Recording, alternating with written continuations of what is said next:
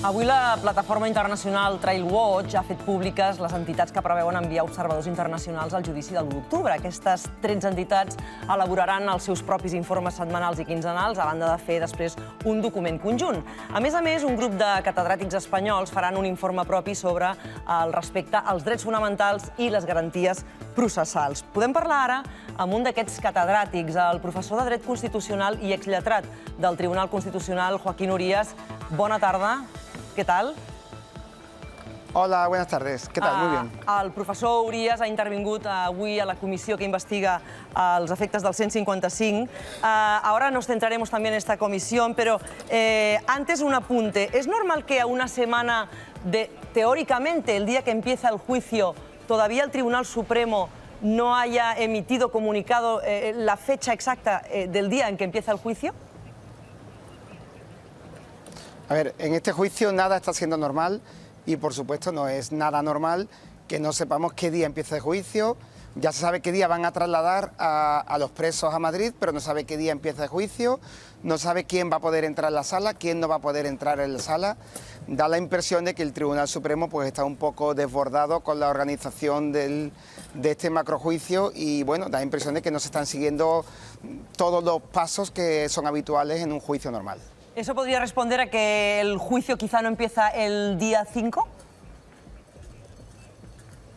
Pues claro, en este momento es muy difícil saberlo. El día 5 empieza seguro el juicio contra Trapero y no sabemos si va a ser el mismo día, si va a ser otro día. Es un poco complicado y esto afecta también al derecho de defensa, ¿no? Lo normal es que una persona sepa qué día van a juzgarlo, pues para que esté tranquilo, para que prepare su mente, para que sus abogados preparen los últimos recursos y resulta un poco, como mínimo, dudoso, sí señor. Teniendo en cuenta además que hay un traslado por en medio, que el traslado sí que ha quedado fijado para este viernes día 1. Y como decíamos al empezar, profesor, hoy hemos conocido las entidades que enviarán observadores internacionales al juicio. ¿Por qué es importante su presencia en la sala? A ver, yo creo que el tema de hoy, observadores, se está presentando de manera un poco errónea mediáticamente. No se trata de dudar de la justicia española, se trata de asegurar la transparencia. Yo creo que esto es un juicio en el que hay muchas cosas en juego. Es un juicio, seguramente el juicio más importante que ha habido en la historia de España en las últimas décadas, al menos en este siglo. Y evidentemente es un juicio en el que es muy fácil que, bueno, pues que haya acusaciones de politización por un bando o por otro. De lo que se trata es de que tanto españoles como extranjeros pues tengan la posibilidad de expertos que asistan al juicio y que controlen que efectivamente se están respetando los estándares internacionales.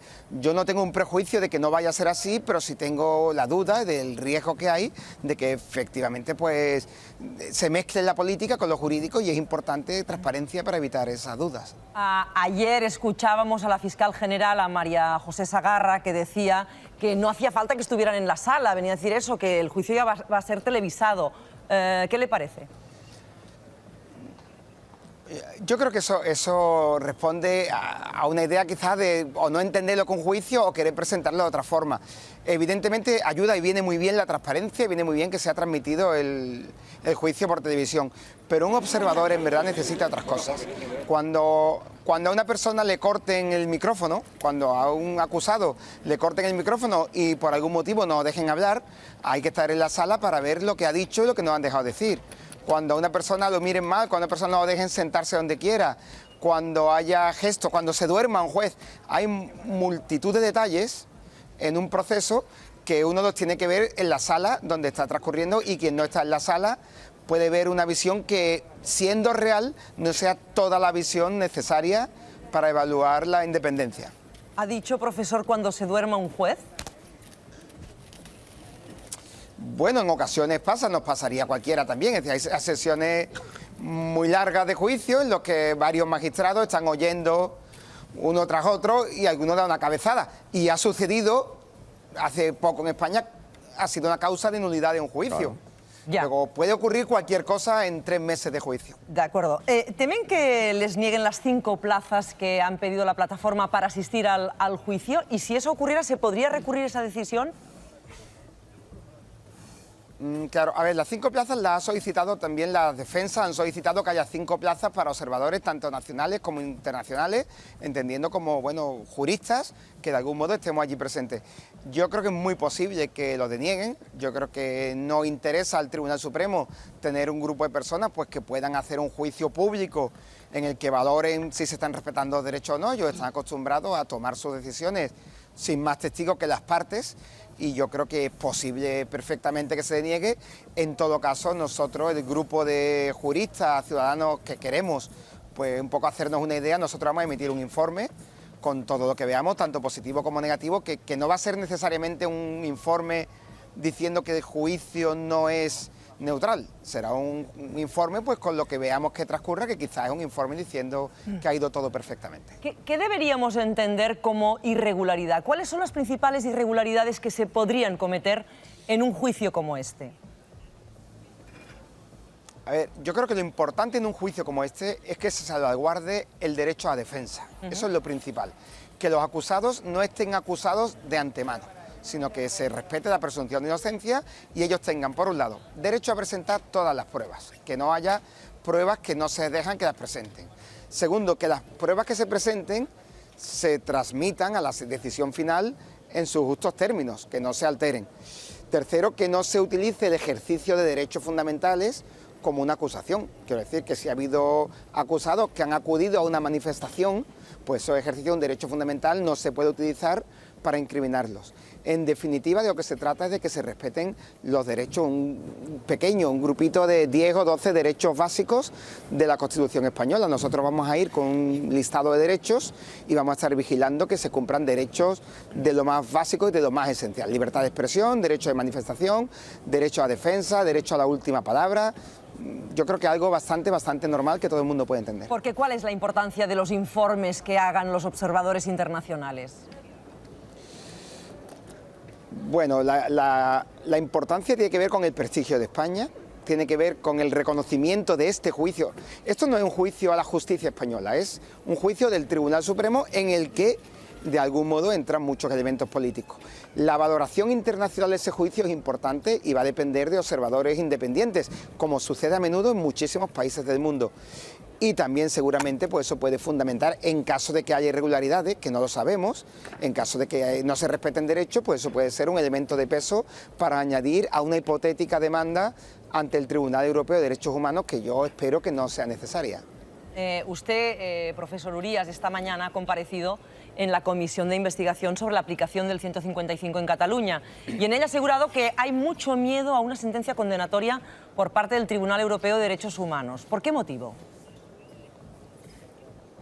Bueno, tiene que ver con eso, tiene que ver con el prestigio. Históricamente España, a los tribunales, altos tribunales españoles, no le ha preocupado mucho las condenas en Estrasburgo, pero últimamente en la situación de conflicto que hay en Cataluña, las condenas de Estrasburgo tienen un peso muy importante porque forman el juicio de la opinión internacional. Si en Estrasburgo se dice pues que los presos no deberían estar en la cárcel, que tengan que preparar su defensa en libertad, si en Estrasburgo se dice que el juicio que va a empezar ahora no es un juicio justo, eso puede llevar a que países del ámbito europeo y que respetan al Tribunal Europeo de Derechos Humanos pues digan públicamente que en este caso concreto en España ha privado lo político, la razón de Estado, sobre lo jurídico, sobre la aplicación de los derechos.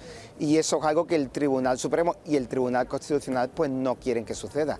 Y eso explica pues la decisión que hubo ayer, un tanto extraña, en la que el Tribunal Supremo Español ha mantenido la prisión provisional, pero hasta ayer decía que era por un motivo, por evitar la reiteración delictiva, y desde ayer dice que no, que es por otro motivo, que es para que no se fuguen, porque es el nuevo motivo que Europa sí acepta, ¿no? Están intentando adaptar lo que han dicho a los argumentos que Europa acepta para que no parezca que están vulnerando derechos. Profesor, también ha sido usted muy crítico con la prisión provisional de los líderes independentistas. Justo ayer el Supremo les denegaba de nuevo la libertad provisional y hoy hemos conocido que el Constitucional aplaza el debate sobre la libertad de Oriol Junqueras prevista para el pleno de esta semana. ¿A su parecer deberían estar en libertad provisional? Yo técnicamente creo que sí, y no solamente lo digo yo, eso dicen muchísimos juristas españoles, eso lo ha llegado a decir la vicepresidenta de Gobierno, y yo creo que es una idea cada vez más extendida entre la mayoría de la ciudadanía con conocimientos jurídicos, que en este caso concreto no se daban los elementos para que todas estas personas esperen la sentencia en prisión. Ahora ya está todo hecho, ya ha terminado, pero lo normal sería que estas personas estuvieran en su casa esperando a que los llamen, que fueran por su propio pie al Tribunal Supremo y bueno, si hubiera una sentencia condenatoria ya entrarían en prisión. Yo creo que en este caso no se ha respetado debidamente el derecho a la libertad personal. Este mediodía también hemos conocido que el Supremo no autoriza a los exconsellers a asistir a la comisión que investiga el 155 para evitar indeseadas interferencias con el juicio, ha dicho. A su parecer, ¿deberían ser autorizados a asistir? ¿Debería ser autorizada la comparecencia? Yo creo que en España tenemos un problema con... El Poder Judicial español tiene un problema para entender lo que significa separación de poderes. Separación de poderes quiere decir que los jueces no tienen que sufrir influencias por parte del Poder Ejecutivo. Y significa independencia judicial, pero también significa que el Parlamento, el Poder Legislativo que representa al pueblo, tiene sus propias competencias. Yo creo que ya esta es como la tercera o la cuarta vez que el Tribunal Supremo está entrando en lo que se llama la autonomía parlamentaria.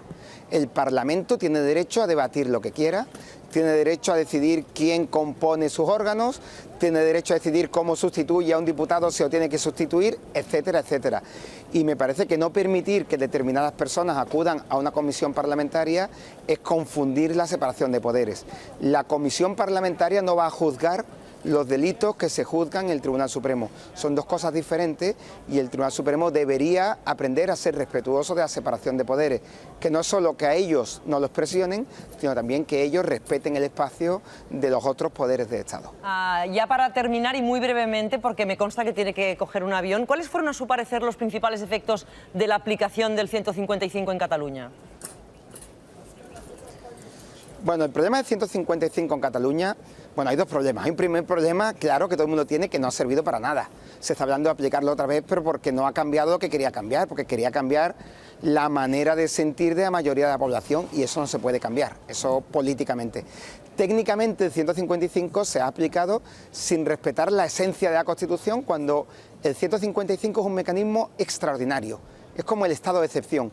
Es un mecanismo que sirve, fíjense, suspendemos la Constitución el tiempo mínimo y con la cantidad mínima imprescindible para que se pueda aplicar la Constitución. Bueno, pues en vez de eso se ha aplicado para cambiar la Constitución, donde en el año 78 se decidió que España era un Estado descentralizado y que los distintos territorios que componen España tenían capacidad de autogobierno político. Lo que se ha hecho con el 155 es decir, no, el autogobierno político queda supeditado a la voluntad del Ejecutivo Central. Entonces el 155 se ha aplicado no como una medida excepcional, sino como una medida de supremacía cotidiana del gobierno central sobre el gobierno autonómico. Y eso ha venido a invertir la distribución de poderes prevista en la Constitución de año 78. Pues muchísimas gracias, Joaquín Urías, catedrático de Derecho Constitucional y exletrado del Tribunal Constitucional, por atendernos justamente hoy y a punto de coger un vuelo, porque me dicen que tiene que embarcar ya mismo. Muchísimas gracias. Un día más por acompañarnos. Hasta la próxima. Efectivamente. Muchas gracias a vosotros siempre y un saludo. Buen viaje, hasta luego.